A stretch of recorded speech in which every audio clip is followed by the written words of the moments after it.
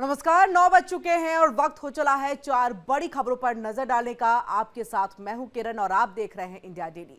सबसे पहले बात हम जो है दिल्ली की करेंगे, यानी कि पहली खबर के तौर पर दिल्ली की खबर है, जहां पार्किंग विवाद में एक्ट्रेस हुमा कुरैशी के चचेरे भाई की हत्या कर दी गई। देर रात हुई हत्या से इलाके में तनाव का माहौल है। तो वहीं दूसरी खबर पर भी बातचीत होगी और वो राहुल गांधी से जुड़ी हुई है। राहुल गांधी ने वोटर लिस्ट विवाद को लेकर के चुनाव आयोग के खिलाफ मोर्चा खोल रखा है। राहुल गांधी की अगुवाई में कांग्रेस नेता आज चुनाव आयोग के ऑफिस तक मार्च भी करेंगे और कल राहुल गांधी ने वोटर लिस्ट में गड़बड़ी का मुद्दा उठाया था, साथ ही चुनाव आयोग पर गंभीर आरोप लगाए थे। आज इस मुद्दे पर जो है सियासी घमासान आगे देखने को मिल सकता है। तो वहीं तीसरी खबर में बात होगी उत्तराखंड के धराली की, जहां रेस्क्यू ऑपरेशन लगातार जारी है। सेना, आईटीबीपी, एसडीआरएफ, एनडीआरएफ के सैकड़ों जवान धराली में रेस्क्यू ऑपरेशन में जुटे हुए हैं।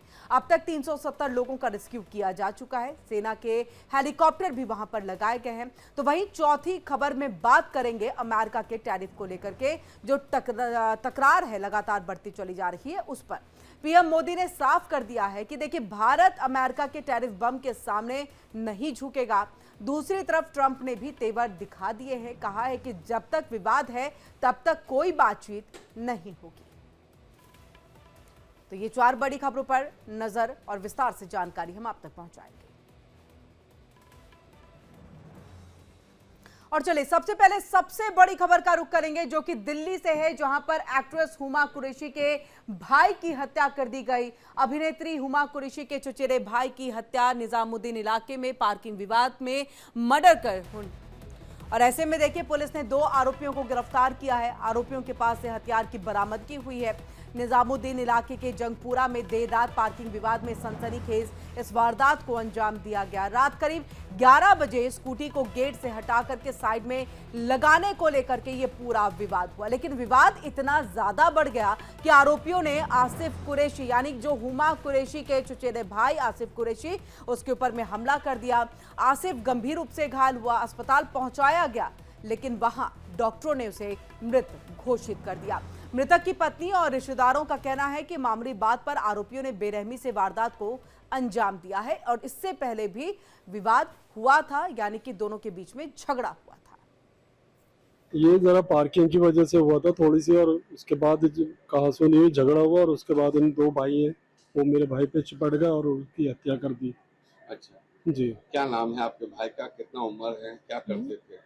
वो आसिफ नाम था मेरे भाई का, और वो चिकन सप्लाई का काम करते थे। अच्छा, और 40 ईयर्स 7 ओल्ड थे। जी। कितने बजे की घटना है? अब पुलिस को कब पता चला?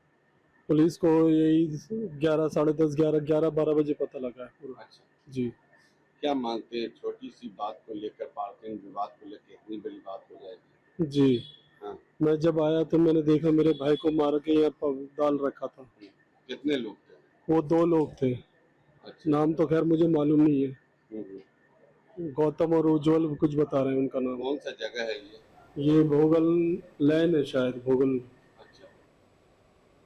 और देखिए, हुमा कुरैशी के भाई जो है आसिफ कुरैशी, उसकी हत्या कर दी गई है। और ऐसे में ज्यादा जानकारी के लिए सीधे रुक कर लेते हैं रजनीश शर्मा का, हमारे संवाददाता हमारे साथ जुड़ चुके हैं। रजनीश, आपसे जानना चाहेंगे, बहुत छोटी सी बात, उसमें इस हत्याकांड को अंजाम दिया गया, पुलिस आगे किस तरह से और इस पूरे मामले की जांच करी है? क्या अभी ये खुलासा हुआ है कि कहीं ना कहीं एक पुरानी रंजिश का भी मामला रहा, जिसकी वजह से ये एक तरह से आपको मौका मिल गया था हत्या को अंजाम देने को लेकर? किरण, इस पूरे मामले में जो आसिफ कुरैशी है उसकी हत्या के मामले में दिल्ली पुलिस ने 2 लोगों को गिरफ्तार किया है, जिसमें एक का नाम उज्जवल है, दूसरे का नाम गौतम है। ये जो अगर बात करें उज्जवल की बात की, तो उज्जवल भी जंगपुरा में जो भोगल इलाके में पड़ता है, चर्च लेन में, वहाँ रहता है। और साथ ही अगर गौतम की बात कर लीजिए तो गौतम भी चर्च लेन के जो भोगल का इलाका है जंगपुरा का, उसी इलाके में रहता है जहाँ पर आसिफ कुरैशी की हत्या की गई है।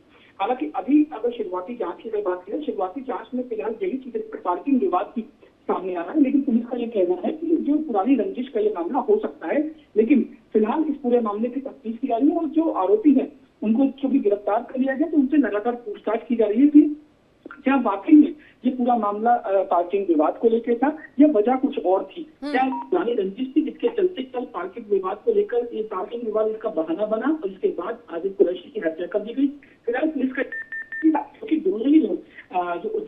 गौतम है उस मामले में आरोपी थे, इसलिए उनको गिरफ्तार कर लिया गया। लेकिन पूछताछ उनसे अभी भी लगातार चल रही है कि क्या पुरानी रंजिश थी या पार्किंग विवाद को लेकर झगड़ा हुआ, उसके बाद उनकी हत्या कर दी गई। जी बहुत बहुत शुक्रिया राजेश, पूरी जानकारी हम तक पहुंचाने के लिए। नजर बनाए रखिएगा, अपडेट के लिए वापस लौटेंगे। और अब बात करेंगे चुनाव आयोग के खिलाफ जो लगातार कांग्रेस का मार्च है उसकी, और इसी के साथ राहुल गांधी लगातार चुनाव आयोग पर आरोप लगा रहे। तो कांग्रेस नेता राहुल गांधी ने वोटर लिस्ट में देखे गड़बड़ी के मुद्दे पर चुनाव आयोग के खिलाफ मोर्चा खोल रखा है। कल राहुल गांधी ने प्रेस कॉन्फ्रेंस की और हरियाणा से लेकर के महाराष्ट्र तक वोटर लिस्ट में गड़बड़ी का हवाला दे दिया। राहुल गांधी ने दावा किया कि महाराष्ट्र में 52 लाख वोटर चुनाव से पहले जोड़े गए जो कि संदिग्ध हैं। राहुल गांधी ने कई वोटर्स का उदाहरण भी दिया जिनके कई राज्यों में वोटर कार्ड हैं। हालांकि चुनाव आयोग ने राहुल गांधी के दावों को नकार दिया है, लेकिन विवाद थमता नहीं दिखाई दे रहा। चुनाव आयोग के खिलाफ विपक्ष ने मोर्चा खोल रखा है। एसआईआर के मुद्दे पर पहले से ही देखे तकरार जो है वो जारी थी, और आज राहुल गांधी की अगुवाई में कांग्रेस नेता संसद से लेकर के चुनाव आयोग तक मार्च करेंगे। And then the most interesting misuse of Form 6. Form 6 is the form that allows new voters to become voters. So generally Form 6 is anyone who's 18 and above but hasn't voted in the last election. So they should be between 18 and 22, 23 years old. And so now we're going to go into the details and we're going to show you how this was done. Here is duplicate voter. There are 11,965 voters of this type. This is a gentleman called Gurkirat Singh Dang.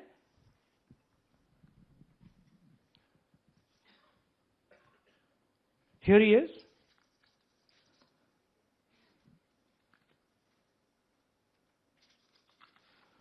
Can you zoom in?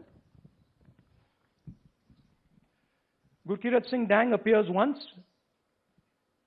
twice, 3 times, 4 times, in 4 different polling booths in the constituency.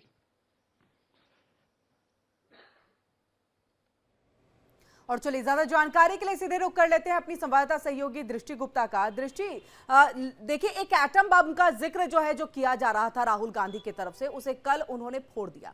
उन्होंने बता दिया कि किस तरह से जो है वो धांधली हुई, कितने वोटों की चोरी हुई, 52 लाख का जिक्र कर दिया। महाराष्ट्र, कर्नाटक, हरियाणा, तमाम राज्यों के उन्होंने यहाँ पर पूरी जानकारी साझा की है। आज क्या कुछ इसको लेकर के आगे जो है वो कांग्रेस की तरफ से किया जा रहा है? देखिए बिल्कुल लगातार राहुल गांधी ने जिस तरीके से कहा था कि हम लगातार देख रहे हैं महाराष्ट्र, गुजरात और बेंगलोर में जिस तरीके से वोटर लिस्ट में गड़बड़ी है उसके पास उनके सबूत हैं, उन्होंने कल वो दिए। और देर रात राहुल गांधी के घर पे जितने भी महागठबंधन के नेता थे उन सब की एक मीटिंग हुई और मीटिंग को लेकर के उन्होंने बातचीत रखी। वहाँ पर भी उन्होंने एक पावर पॉइंट प्रेजेंटेशन दी। उन्होंने बताया कि जिस तरीके से लोगों को हटाया जा रहा है और क्या कहते हैं, और यही मेन इम्पॉर्टेंट रहा जो उन्होंने कल इन चीज़ों को बताया है। और देखिए मैं आपको बता दूं कि अब बेंगलोर में जी बिल्कुल बेंगलोर के फ्रीडम पार्क से अब राहुल गांधी एक चुनाव रैली करते हुए दिखाई देंगे। और उन्होंने कहा है कि सेंट्रल बेंगलोर में जितने भी जो वोटर्स की लिस्ट में गड़बड़ी दिखाई दी है वो सारे वोटर लिस्ट की गड़बड़ी को वो चुनाव आयोग के इसके जो सबूत हैं वो सौंपेंगे। और चुनाव आयोग तक बेंगलोर के जो फ्रीडम पार्क है वहाँ से चुनाव आयोग तक मार्च में करेंगे। उनके सारे कार्यकर्ता इस मार्च में शामिल होंगे। जी बिल्कुल दृष्टि, इसी के साथ इसका नेतृत्व जो यानी कि इस मार्च का नेतृत्व राहुल गांधी करने वाले हैं। उसके बाद देखिए वो बेंगलुरु भी जाएंगे, वहां पर भी जो है उनका इसको लेकर के जो है एक तरह से प्रदर्शन रहेगा चुनाव आयोग को लेकर के। लेकिन चुनाव आयोग ने तो ये तमाम आरोपों को सिरे से खारिज कर दिया।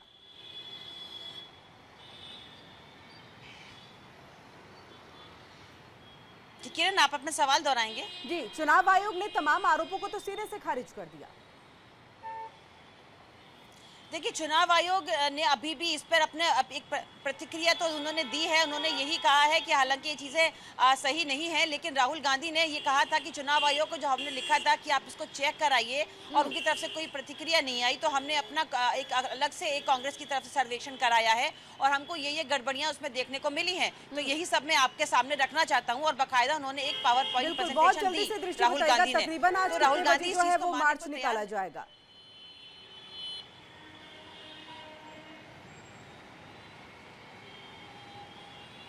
जी की किरण। आवाज पहुंच रही है। मार्च कितने बजे निकाला जाएगा, बहुत जल्दी से बता दीजिएगा।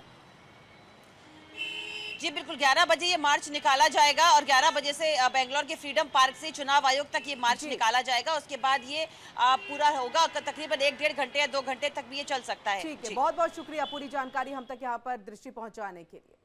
और ऐसे में खबरों में आगे बढ़ते हैं और बात धराली की करेंगे। रेस्क्यू ऑपरेशन यहां पर युद्ध स्तर पर जारी है और देखिए धराली में किस तरह से तेज जो है रेस्क्यू ऑपरेशन कर दिया गया है। युद्ध स्तर पर राहत और बचाव का कार्य जारी है। अब तक 370 लोगों का ये रेस्क्यू किया गया है। चिनूक और MI-17 हेलीकॉप्टर को भी तैनात किया गया। और इसी के साथ देखिए यहाँ पर कि मुख्यमंत्री पुष्कर सिंह धामी भी लगातार जो है वहाँ पर मौजूद हैं, स्थिति का, हालात का जायजा ले रहे हैं। उनकी तरफ से भी बचाव कार्यों को लेकर के बहुत कुछ जो है दिशा निर्देश जो है वो दिया गया है। इसी के साथ आपको ये बताएं कि NDRF, SDRF, ITBP के जवान, पुलिस के जवान, इंजीनियर्स की टीम वहां पर मौजूद है, बचाव दल की टीम वहां पर मौजूद है।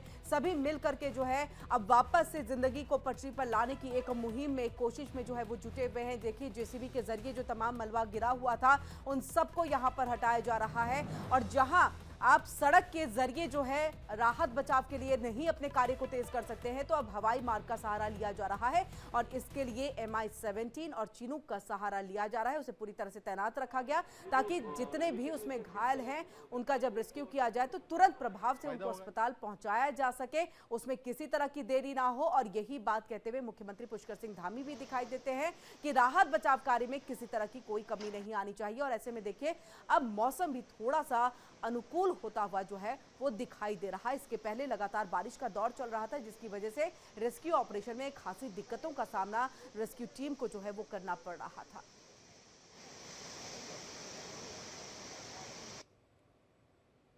तो ऐसे में देखिए यहाँ पर कि 370 लोगों को अब तक बचाया जा चुका है।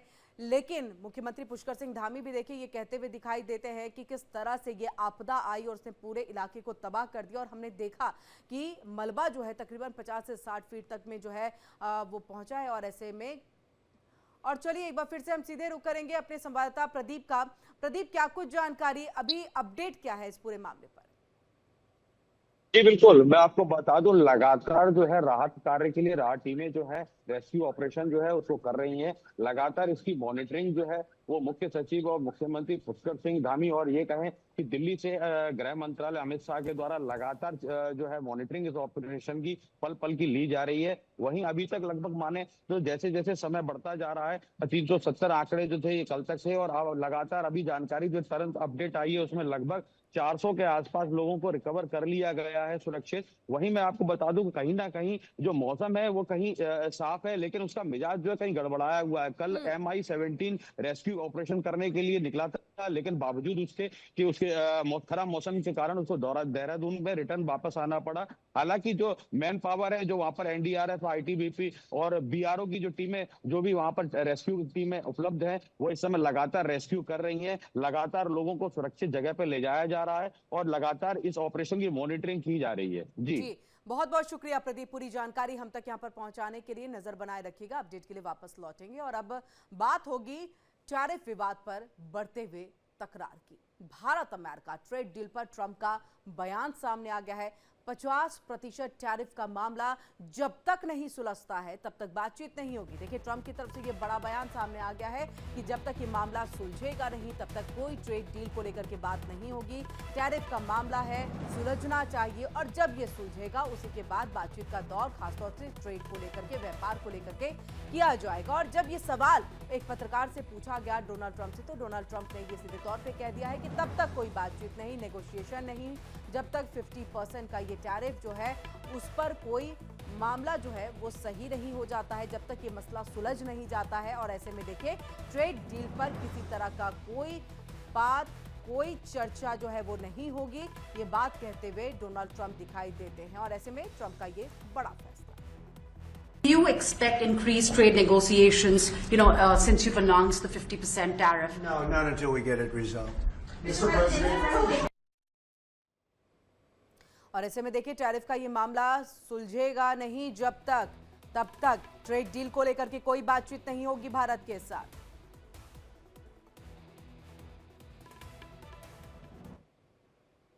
और वहीं देखिए कि कल प्रधानमंत्री नरेंद्र मोदी ने अमेरिका और ट्रंप को दो टूक जवाब दे दिया था। उन्होंने कहा था कि भारत के लिए अपने किसानों के हित सर्वोपरि हैं, भारत किसी के दबाव में नहीं आएगा। सुनिए प्रधानमंत्री मोदी ने क्या कुछ कहा था। साथियों, हमारे लिए अपने किसानों का हित सर्वोच्च प्राथमिकता है।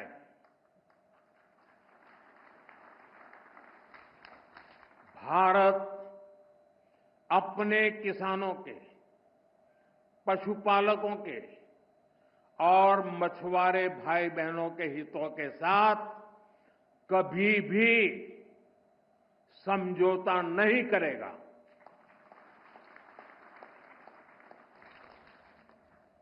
और मैं जानता हूं व्यक्तिगत रूप से मुझे बहुत बड़ी कीमत चुकानी पड़ेगी, लेकिन मैं इसके लिए तैयार हूं। मेरे देश के किसानों के लिए, मेरे देश के मछुआरों के लिए, मेरे देश के पशुपालकों के लिए आज भारत तैयार है।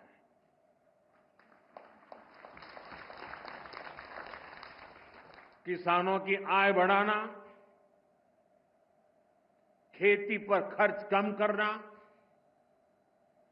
आय के नए स्रोत बनाना, इन लक्ष्यों पर हम लगातार काम कर रहे हैं।